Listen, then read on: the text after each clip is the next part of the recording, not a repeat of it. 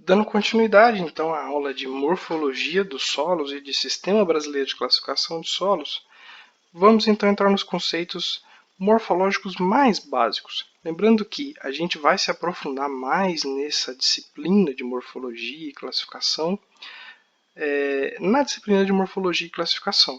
Então, agora na disciplina de introdução à ciência do solo e mineralogia, a gente vai ter aí só essa parte mais introdutória de morfologia, até porque vocês precisam se contextualizar com tudo, com o assunto, né?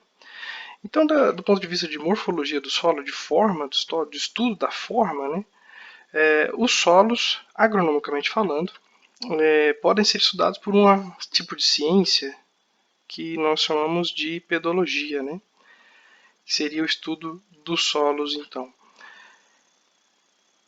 E para se definir, então, diferentes tipos de solo para a gente chegar lá no sistema brasileiro de classificação, né, para se classificar esses solos do ponto de vista agronômico, a gente precisa diferenciá-los entre si.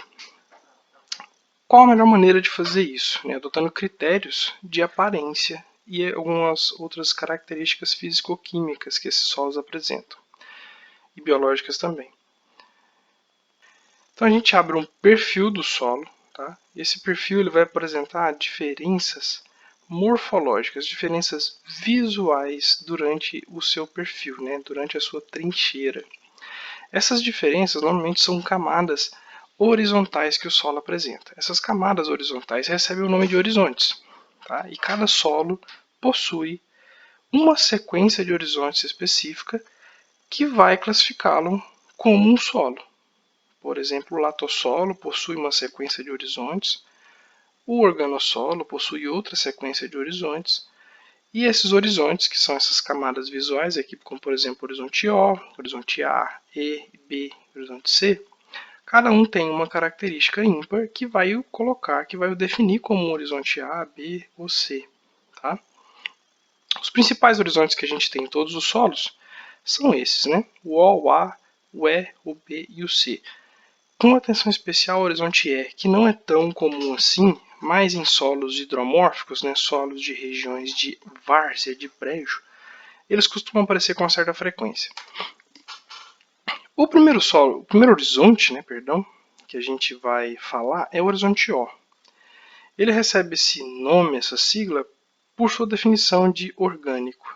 Seria aquele horizonte formado pela camada superficial de matéria orgânica, o que nós chamamos também de serrapilheira. Então esse capim, esse mato, essas folhas caídas, esses resíduos vegetais que estão sobre o solo, são o solo. E é a primeira camada, é o primeiro horizonte da classificação de qualquer tipo de solo. Então ele é considerado um horizonte superficial, porque ele está acima dos demais. Eu posso ainda ter algumas definições um pouco mais criteriosas a respeito da diferença de horizontes O. Eu tenho o O1, que são horizontes que possuem, em sua grande maioria, folhas soltas e restos em decomposição, que nós chamamos de camada liteira. Ou O2, que são restos em decomposição já decomposto, um material que eu não consigo identificar a origem. Eu não sei se foi folha, eu não sei se foi casca, eu não sei se foi raiz. Enfim, um material mais decomposto a gente chama de O2. E esse material mais fácil de ser identificado, a gente pode classificá-lo como O1. De modo geral, horizonte O. Existe uma alteração em relação à sua relevância, quando tem um horizonte O super expressivo, com mais de 20%, 20 centímetros de profundidade. Em alguns casos a gente chama esse tipo de horizonte H, horizonte ístico. Mas ele é um horizonte bem específico de uma classe de solo que nós chamamos de organossolo. Então a gente vai deixar para falar desse horizonte quando a gente vai falando desse solo.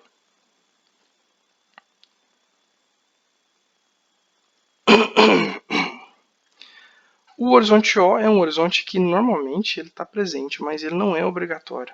Existem solos desnudos, solos degradados que não apresentam horizonte O ou apresentam um horizonte O super degradado e pouco fraco. Então ele não é um horizonte obrigatório nas classes de solo. Podem existir solos que não apresentam a presença de horizonte O em sua classificação, em seu perfil. O segundo horizonte que a gente vai ver é o que nós chamamos de horizonte A. Este é o primeiro horizonte mineral. O primeiro horizonte orgânico é o O e o primeiro horizonte mineral é o A. Os dois, o O e o A, são considerados horizontes superficiais. Mesmo quando eu tenho a presença de horizonte O A continua sendo um horizonte superficial. Ele é considerado o primeiro horizonte superficial mineral. Então ele é um horizonte que está ali na camada superficial do solo.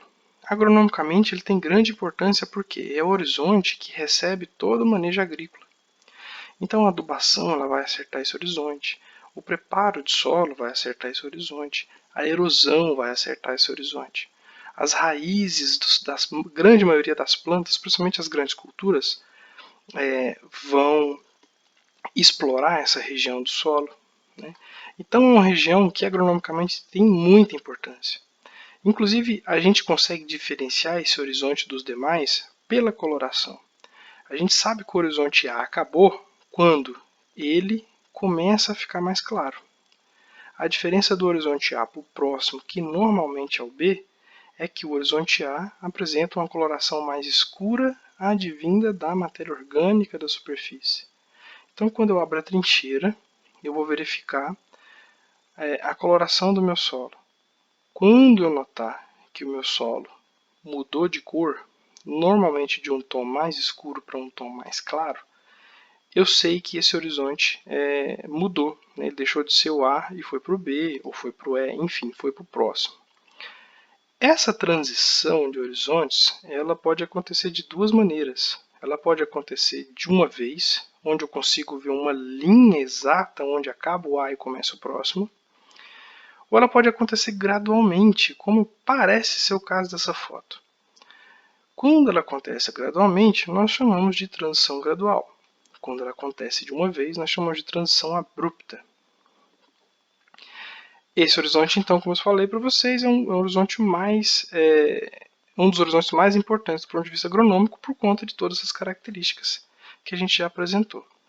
O próximo horizonte, normalmente, em grande parte dos solos, principalmente aqueles que não são hidromórficos, né, solos de podorização ou lateralização, é o horizonte B.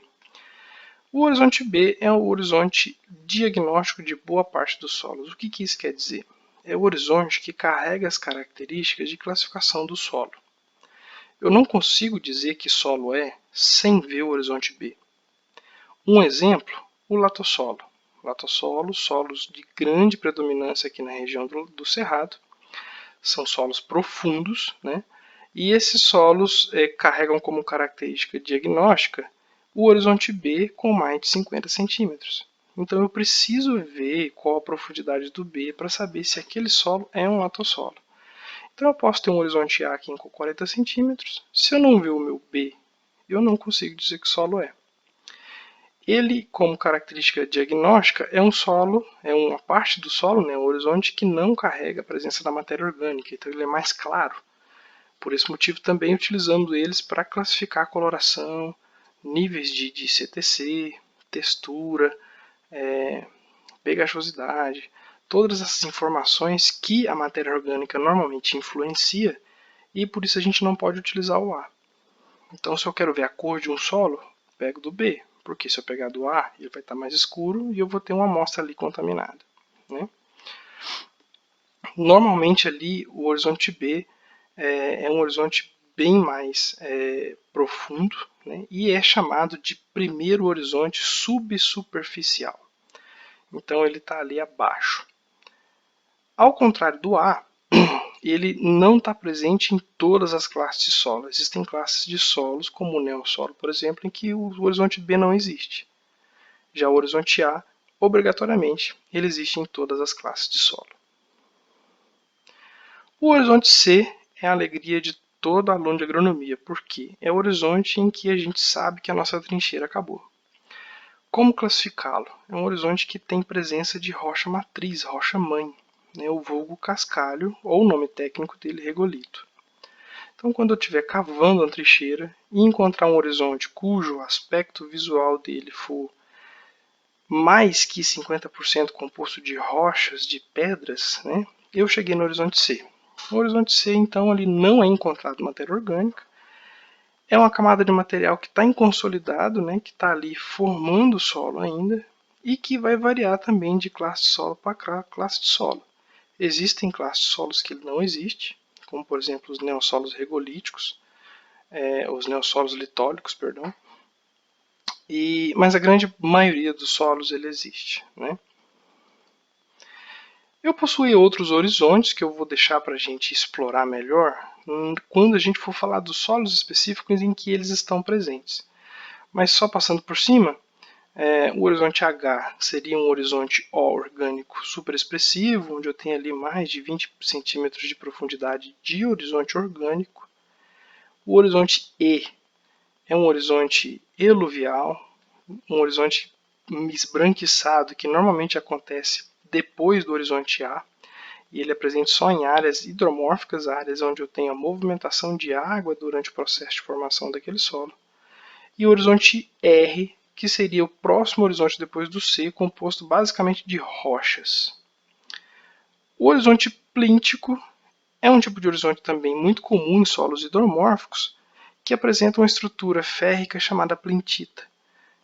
Normalmente solos acinzentados, que anteriormente eram avermelhados, tem todo o seu ferro, que é o composto que dá a coloração vermelha do solo, acumulado em pequenos pontos, né, formando ali aquela aparência mosqueada, mas que a gente também vai ver em um momento oportuno.